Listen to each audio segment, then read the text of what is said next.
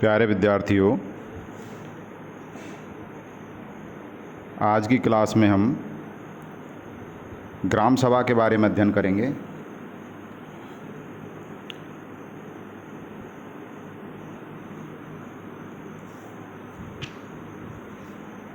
पंचायती राज पद्धति में ग्राम सभा सबसे निचले तल की संस्था है। अर्थात पंचायती राज पद्धति में जो 3 स्तर हैं पंचायती राज के, ग्राम पंचायत, पंचायत समिति और जिला परिषद, इनसे भी निचले तल की संस्था है। और 73वें संविधान संशोधन अनुच्छेद 243A में इसका उल्लेख है। ग्राम सभा सचमुच ही पंचायती राज का आधार है। ग्राम सभा के द्वारा ही कोई प्रतिनिधि ग्रामीणों के प्रति उत्तरदायी बनाया जाता है। जैसा कि भारतीय संविधान में कहा गया है, ग्राम सभा ग्राम स्तर पर ऐसी शक्ति का प्रयोग कर सकती है और ऐसे कार्य कर सकती है जिनका प्रावधान कानून द्वारा राज्य की विधायिका करे। ग्राम सभा पंचायती राज का आधार है क्योंकि पंचायती राज की सबसे छोटी इकाई ग्राम पंचायत ग्राम सभा के प्रति उत्तरदायी होती है। ग्राम सभा में उस पंचायत क्षेत्र में निवास करने वाले 18 वर्ष से अधिक आयु के व्यक्ति जो मतदाता सूची में पंजीकृत हैं, वो इसके सदस्य होते हैं। तो ग्राम सभा के माध्यम से वो सभी सदस्य ग्राम सभा की बैठकों में भाग लेते हैं और ग्राम पंचायत में संबंधित विषयों पर प्रश्न पूछ सकते हैं और जानकारी प्राप्त कर सकते हैं। इसलिए ग्राम सभा पंचायती राज का आधार है।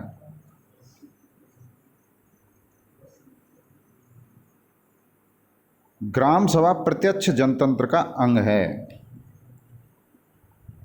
प्रत्यक्ष जनतंत्र, एक तो लोकतंत्र परोक्ष होता है, जैसे हम विधायक का चुनाव करते हैं, सांसद का चुनाव करते हैं, वो हमारे जन प्रतिनिधि के रूप में कार्य करते हैं। वहाँ हम नहीं जाते, लेकिन हमारी मांगों को उन जनप्रतिनिधियों द्वारा उठाया जाता है। लेकिन ग्राम सभा में मतदाता स्वयं भाग लेता है, अपनी समस्याएं स्वयं उठाता है। ग्राम सभा प्रत्यक्ष जनतंत्र का अंग है। उसके सदस्य ग्राम के समस्त वयस्क निवासी होते हैं।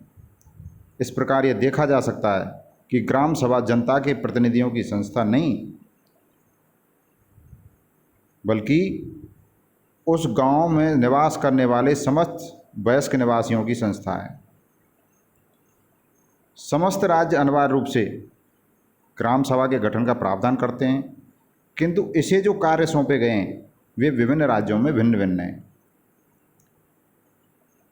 जबकि ग्राम सभा की पंचायती राज प्रणाली के प्रमुख अंग के रूप में परिकल्पना की गई है और जिसको स्थानीय कार्यकलापों में जनता की सीधी सहभागिता की सुविधा के लिए बनाया गया है। यह एक वैधानिक संस्था है। यह ग्रामीणों की सभा है।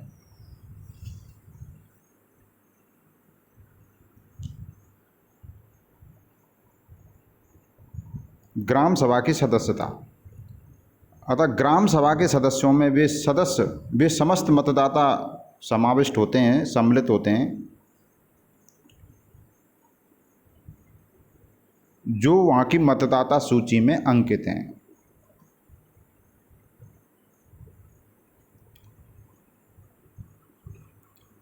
ग्राम सभा की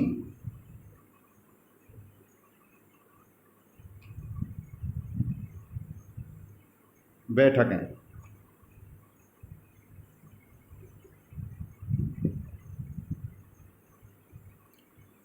ग्राम सभा की बैठक अनिवार्यतः उतनी ही बार होनी चाहिए जितनी कि कानून में प्रावधान है। विभिन्न राज्यों में बैठकों की आवृत्ति निम्न तालिका में दी गई है, अर्थात कितने समय के पश्चात ग्राम सभा की बैठक पुनः आयोजित की जाएगी या एक साल में कितनी बार बैठक आयोजित होंगी, वो इस तालिका से स्पष्ट होता है। पश्चिम बंगाल और मध्य प्रदेश में वर्ष में कम से कम एक बार बैठक होगी। आंध्र प्रदेश, गुजरात, महाराष्ट्र, राजस्थान, उत्तर प्रदेश, कर्नाटक, केरल, इनमें वर्ष में 2 बार बैठक होगी। तमिलनाडु में वर्ष में 3 बार और बिहार असम में वर्ष में 4 बार ग्राम सभा की बैठकें अनिवार्य होती हैं।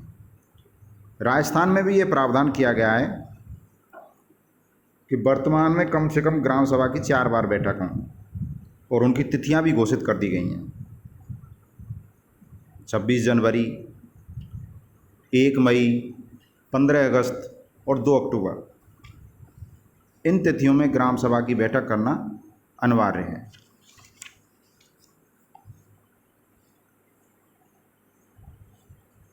ग्राम सभा के कार्य। स्थानीय शासन को सौंपे जाने वाले कार्यों की निर्देशक सूची संविधान में समाविष्ट है, किंतु वस्तुतः सौंपे गए यथार्थ कार्य विभिन्न राज्यों में भिन्न भिन्न हैं। बहरहाल अधिकांश राज्य ग्राम सभा को निम्नलिखित कार्य सौंपते हैं, जैसे वार्षिक लेखा परीक्षण एवं लेखा परीक्षण रिपोर्टों की जांच करना।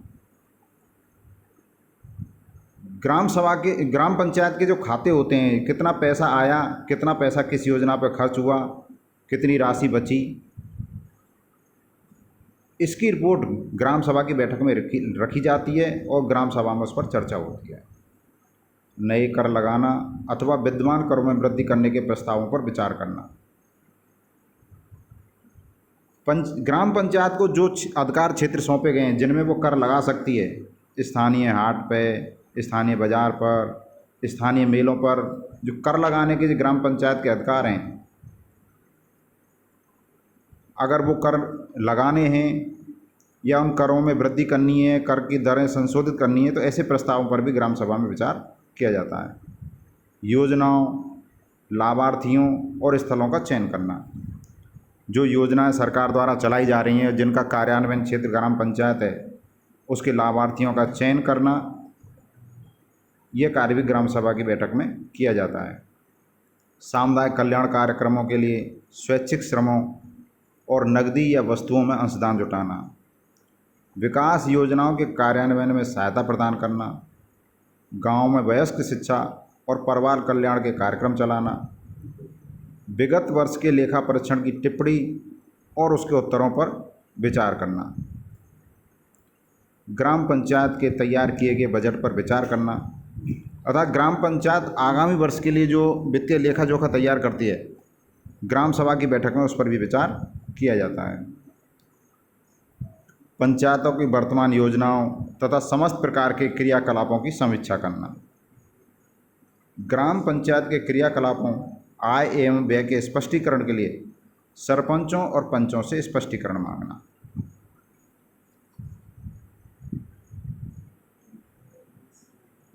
इस प्रकार हम देखते हैं कि ग्राम पंचायतों को स्थानीय क्षेत्र के विकास के संदर्भ में व्यापक कार्य सौंपे गए हैं।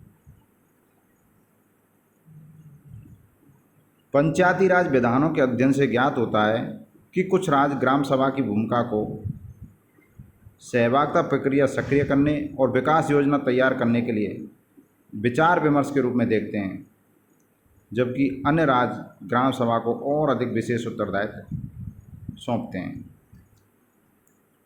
नीचे एक तालिका दी गई है जिसमें बताया गया है कि किस राज्य में ग्राम सभा को क्या क्या विशिष्ट कार्य सौंपे गए हैं। जैसे वार्षिक लेखा परीक्षण, लेखा विवरण आदि की रिपोर्ट की जांच करना। तो ये कार्य आंध्र प्रदेश, बिहार, गुजरात, हरियाणा, कर्नाटक, मध्य प्रदेश, पंजाब और राजस्थान की ग्राम सभाओं को सौंपे गए हैं। विगत वर्ष की रिपोर्ट पर विचार विमर्श करना। ये आंध्र प्रदेश, बिहार, गुजरात, कर्नाटक, मध्य प्रदेश और राजस्थान आदि राज्यों में ग्राम सभाओं को सौंपे गए हैं। वर्ष के लिए कार्य के कार्यक्रम अथवा कई नए कार्यक्रमों की समीक्षा करना। आंध्र प्रदेश, बिहार, गुजरात, कर्नाटक, मध्य प्रदेश, राजस्थान और पंजाब, इन राज्यों में ग्राम सभाओं को सौंपे गए। नए कर लगाने और वर्तमान करों में वृद्धि करने के प्रस्तावों पर विचार करना। यह कार्य आंध्र प्रदेश और बिहार में ग्राम सभाओं को सौंपे गए हैं। योजनाओं, लाभानुभोगियों और स्थलों का चयन करना। यह कार्य आंध्र प्रदेश, बिहार, कर्नाटक, केरल, पंजाब, राजस्थान, तमिलनाडु और उत्तर प्रदेश में वहाँ की ग्राम सभाओं को सौंपे गए हैं। सामुदायिक कल्याण कार्यक्रमों के लिए स्वैच्छिक श्रमिक एवं अंशदान जुटाना, यह कार्य बिहार, कर्नाटक, केरल, पंजाब, राजस्थान, उत्तर प्रदेश और पश्चिम बंगाल की ग्राम सभाओं को सौंपे गए हैं। वयस्क शिक्षा एवं परिवार कल्याण के कार्यक्रम चलाना, यह कार्य बिहार, कर्नाटक, केरल, पंजाब, राजस्थान और उत्तर प्रदेश राज्य में वहाँ की ग्राम सभाओं को सौंपे गए हैं।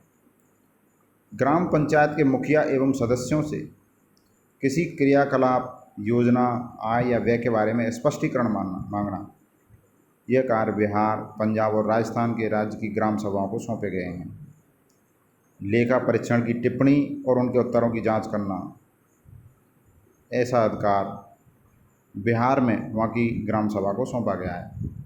ग्राम पंचायत के पूर्ण किए गए कार्यों तथा समस्त प्रकार के क्रियाकलापों की समीक्षा करना, यह कार्य हरियाणा और केरल के राज्य की ग्राम सभा को सौंपा गया है।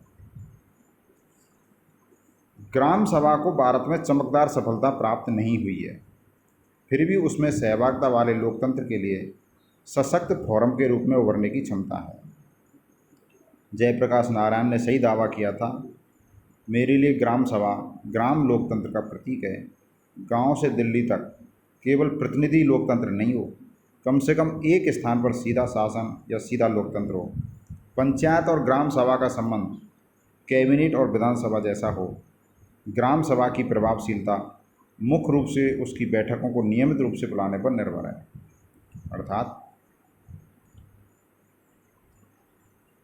इसमें कहा गया है कि ग्राम सभा ग्राम लोकतंत्र का प्रतीक है, यानी स्थानीय क्षेत्र में ग्राम सभा ग्रामवासियों को सीधे वहाँ के कार्यों में भाग लेने के लिए, जवाब मांगने के लिए, अपने विचार रखने के लिए प्रेरित करती है। गांव से दिल्ली तक केवल प्रतिनिधि लोकतंत्र नहीं हो। दिल्ली तक जैसे लोग अपने सांसद चुन के भेजते हैं, विधायक चुन के भेजते हैं, जो कि उनके प्रतिनिधि होते हैं, तो वो प्रतिनिधि लोकतंत्र है।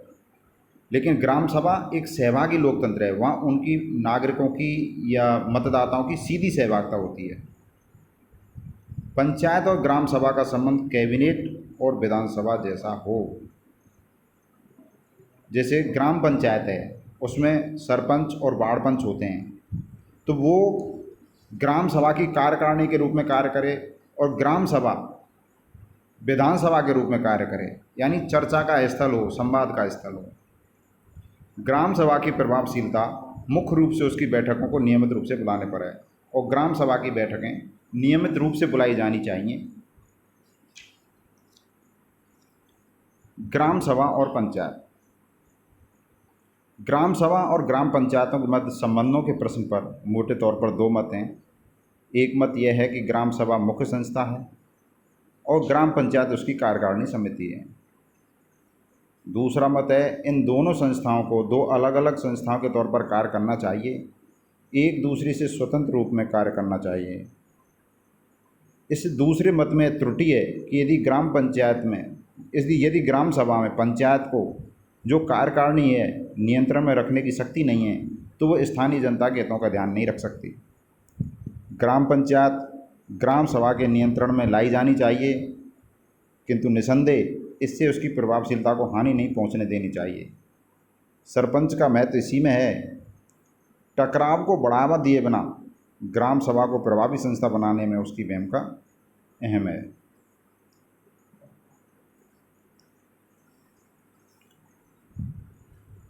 उन्नीस सौ 1990 के दशक के संवैधानिक संशोधन के पश्चात ग्राम सभाओं की कार्यप्रणाली में कुछ दोष उजागर हुए हैं। पहला दोष यह है कि पंचायतों द्वारा स्वयं जनता द्वारा भी ग्राम सभाओं को गंभीरता से नहीं लिया जाता। ग्राम सभाओं को संस्तुति करने वाली, सलाह व सुझाव देने वाली संस्थाएं माना जाता है। उनसे अपेक्षा की जाती है कि ये ग्राम पंचायतों के लेखा परीक्षा, विकास कार्यक्रमों के क्रियान्वयन जैसे महत्वपूर्ण कार्य करें, लेकिन वे ऐसे कार्य कम ही कर पाती हैं।